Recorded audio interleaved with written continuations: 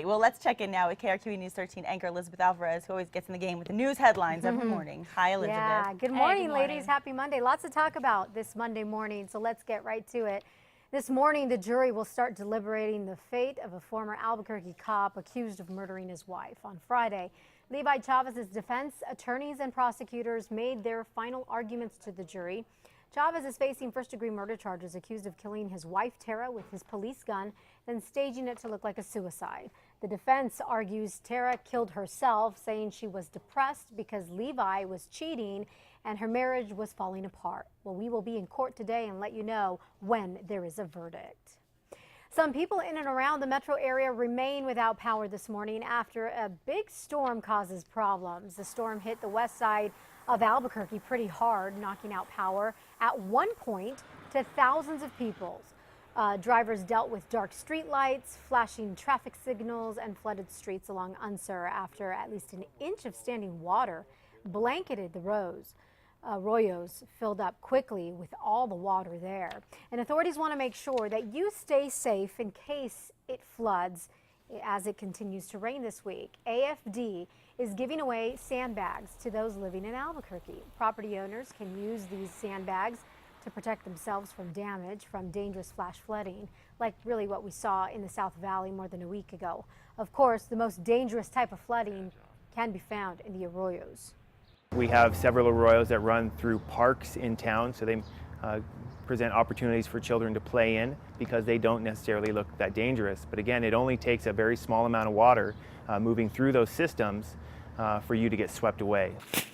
Bernalillo County Fire Department is also offering free sandbags to county residents.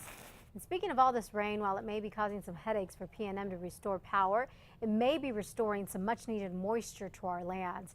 It's prompted agencies like the State Forestry Division and the Mid-Rio Grande Conservancy District to lift some fire restrictions on public lands. On Friday, the Mid-Rio Grande Conservancy District announced they will open the Bosque in Sandoval, Bernalillo, Valencia, and Socorro counties tomorrow morning.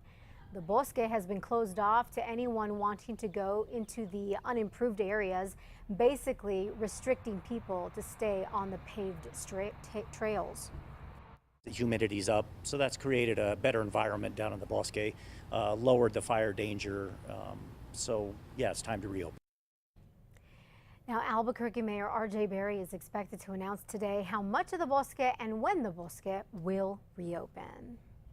The Duke City's newest football stadium won't open until late next month, but it's already getting some great reviews.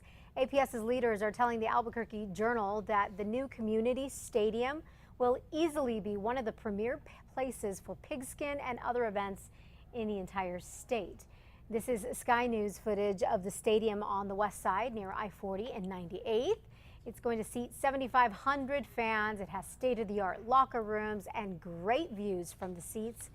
This season's football games kick off the end of next month. Cannot believe we're already talking about football season. All right, but that's definitely good news. That wraps it up for your morning local headlines right now. Be sure to catch KRQE Morning News starting at 4:30 with Matt, Kristen, and myself every weekday morning. Ladies, going to send it back to you. Thanks, Elizabeth.